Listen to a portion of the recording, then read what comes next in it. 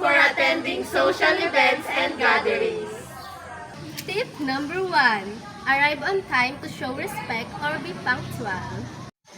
Tip number 2. Dress well according to the occasion and venue. Tip number 3.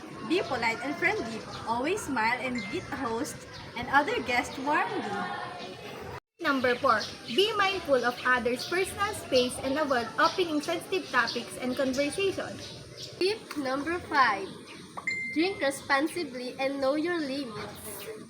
Number 6. Show interest to others by actively listening on what they have to say. Tip number 7. Participate in activities and conversation but also be mindful of others' interests. Tip number 8. Before leaving the events, don't forget to thank the host. Tips for time and stress management. Tip number 1. Make a list or prioritize your tasks and activities to avoid stress. Tip number 2. Break larger tasks into smaller to be more manageable steps.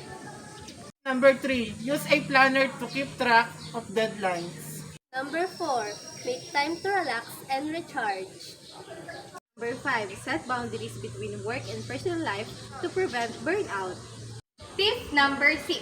Avoid multitasking and focus on one task at a time. Tip number 7. Manage distractions and avoid using phone to stay productive. Number 8. Seek help and support to family and friends if you feel so much stress.